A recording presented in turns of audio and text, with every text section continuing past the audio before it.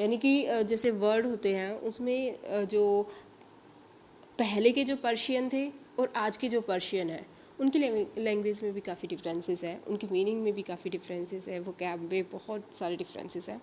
So today the term Hindustan stand for the modern nation state India. जैसे अगर हम एक सिंपल सा वर्ड देखें, हम आज के टाइम पे हम बोलते हैं इंडिया के कौन कौन से नेम है। इंडिया को हम बोलेंगे इंडिया, भारत और हिंदुस्तान।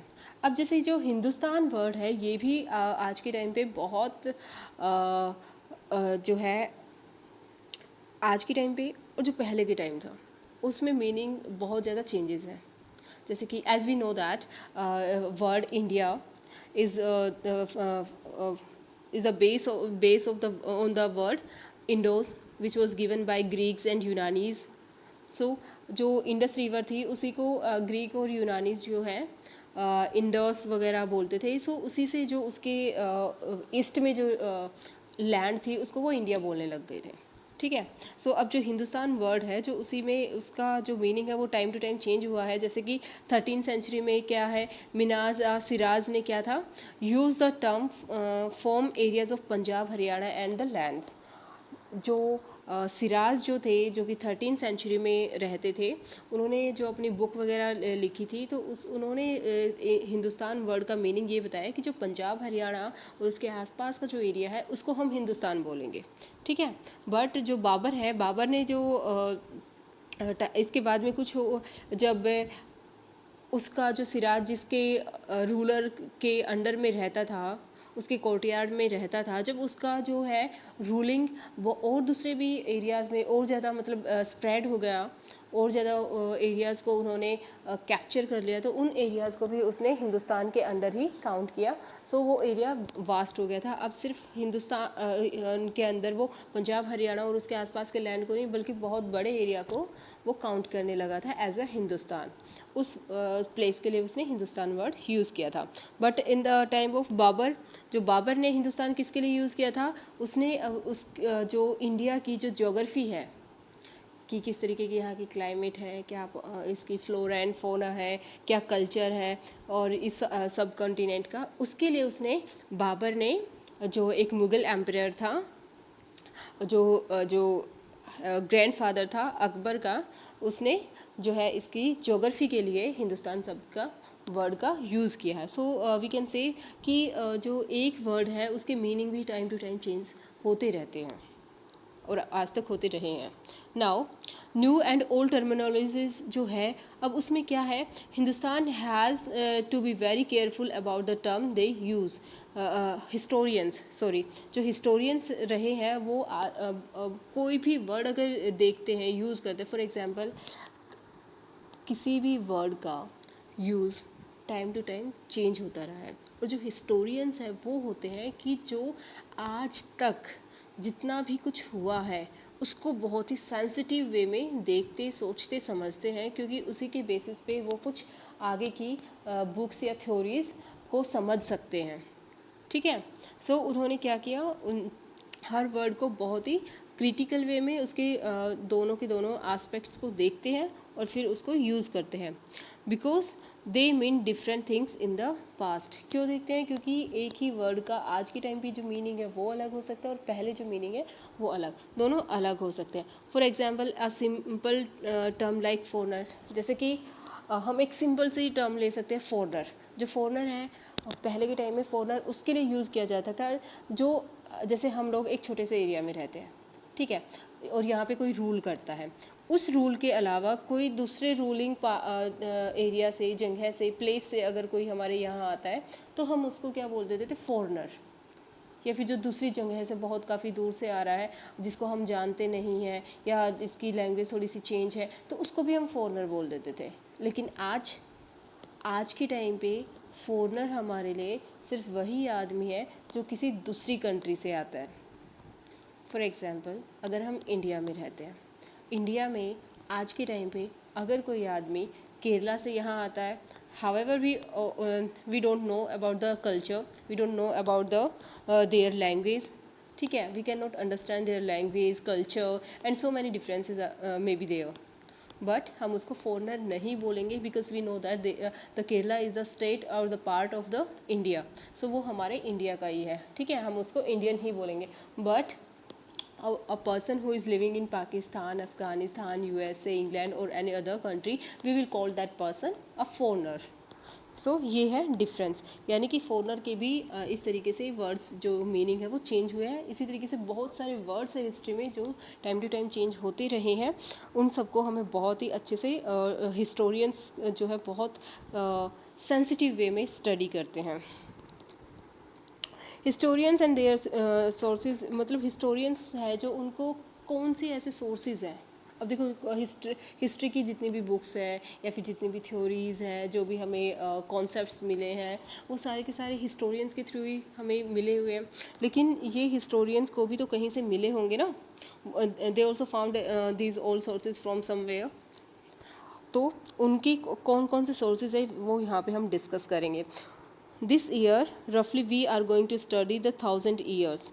ठीक है, हम इसमें बहुत सारे 1000 ईयर्स का जो है डिस्कस करेंगे इस चैप्टर में, जो कि कितना है 700 से 700 से 750 तक हम जो है इसके बारे में डिस्कस करेंगे इस चैप्टर के अंडर में. अब दूसरी चीज़ जो ये है, what are the sources of study history. हम किन किन चीज़ों से स्टडी करते हैं जो हिस्टोरियंस होते हैं. एक तो देखो ये ओल्ड हिस्टोरिकल कॉइन्स होते हैं. ये बहुत सारे रूलर्स हैं, उन्होंने टाइम टू टाइम अपने वहाँ पे कोई गोल्ड के जो है कॉइन्स किसी ने शुरू किए, किसी ने कॉपर के करे, किसी ने सिल्वर के करे. तो उनके थ्रू उसमें उन कॉइन्स में जैसे कुछ ना कुछ लिखा होता है.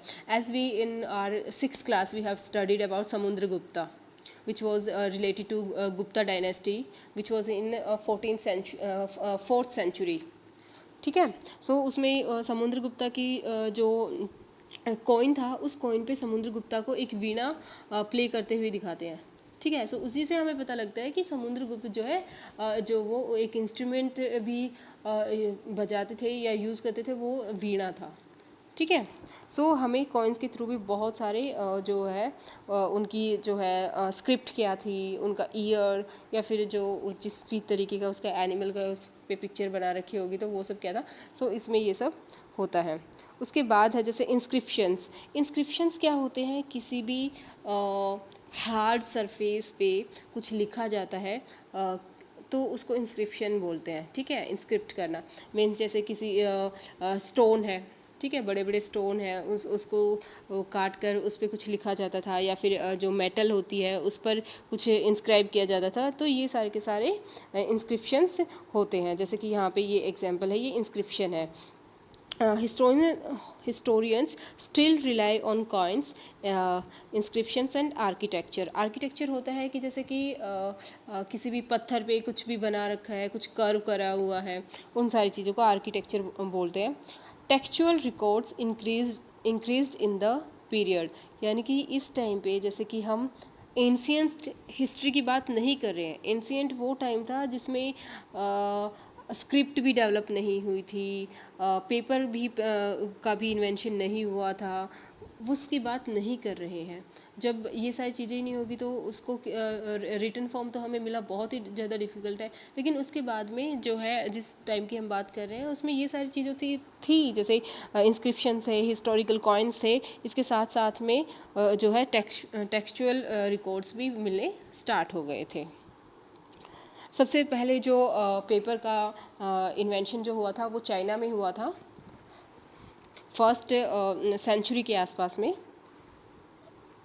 उसके बाद वो वहाँ से अरब जो है, अरब और यूनान कंट्रीज़, अरब और मिस्र के जो कंट्रीज़ है वहाँ पे गया था, और फिर वहाँ से इंडिया जैसे कंट्रीज़ में आया था. सो नाउ ये देखिए, ये आर्किटेक्चर का एक एग्जांपल है. इनको देखकर भी जो है, क्योंकि बहुत सारे रूलर्स हैं, उन्होंने अपनी किसी भी जैसे कहीं भी कभी कोई कैप्चर अगर कुछ करते थे तो, या फिर कोई भी उन्होंने कुछ रूल्स वगैरह दिए थे तो उससे रिलेटेड कुछ ना कुछ वो बनवाते थे. तो उनके थ्रू भी काफ़ी नॉलेज हमें मिलती हैं. Historians and their sources. ठीक। इसमें है टेक्सचुअल रिकॉर्ड्स में क्या आ जाता है।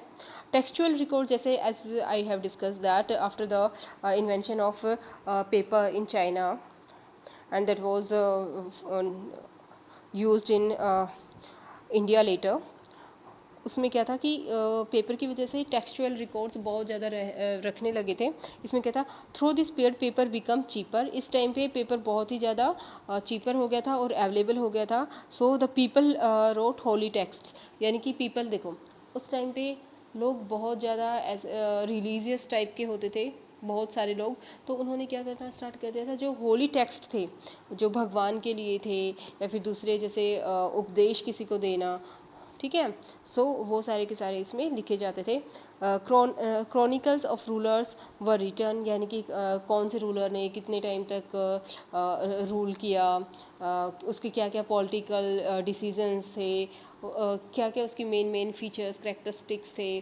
सो वो सारी की सारी चीज़ें इसमें लिखती थी। Letter and teaching of sons, साथ में उस टाइम पे बहुत सारे संत थे जैसे कि गौतम बुद्धा, जैनिज़्म, महावीर। सो ये सारे बहुत सारे संस वगैरह हुए थे। तो उन्होंने क्या हुआ था, उनकी जो जो टीचिंग्स हैं और जो भी फिर दूसरी पेटिशंस जो कोर्ट वगैरह में जो होती है इन फ्रंट ऑफ रूलर और किंग एट दैट टाइम, और जो भी डिसीजन उस टाइम पे दिए जाते थे, सो वो सारे के सारे रिकॉर्ड्स वगैरह रखना स्टार्ट हो गया था।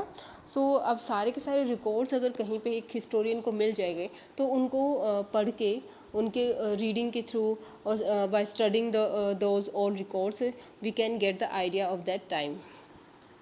सो ये सारे के सारे सोर्सेज हैं।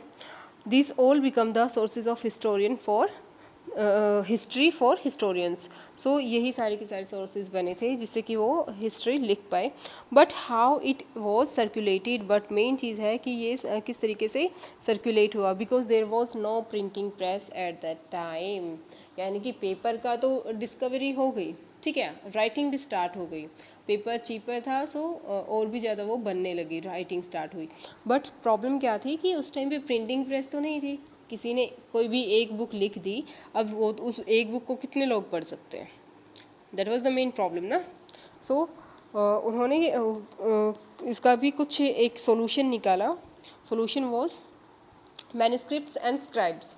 ये इस चीज़ में डिफाइंड है। जो सॉल्यूशन है मैन्युस्क्रिप्ट्स वो होती है, ये एक संस्कृत का वर्ड है। मैन्यू का मेन जो संस्कृत में होता है वो होता है handwritten. Okay. So manuscript का मीनिंग होता है हैंड रिटन। तो handwritten books usually collected by wealthy people, rulers, monasteries and temples. They were kept in libraries and archives. So देखो, अब किसी ने, एक आदमी ने बहुत बड़ी बुक एक लिखी है, बट उसमें उस आदमी का बहुत ज़्यादा टाइम भी लगता है। हो सकता है उसने 2-3 सालों तक उस बुक को लिखा हो। सो कोई आदमी इतने टाइम तक कोई बुक लिख रहा है तो वो बुक सस्ती तो होगी नहीं, उसके लिए उसने काफ़ी टाइम भी लिया है, काफ़ी पैसा भी जो भी उस टाइम पे अवेलेबल था उसके लिए था इम्पोर्टेंट। सो वो काफ़ी महंगी होती थी। सो इन बुक्स को कोई हर कोई परचेज़ नहीं कर सकता था। एक्चुअल में सबसे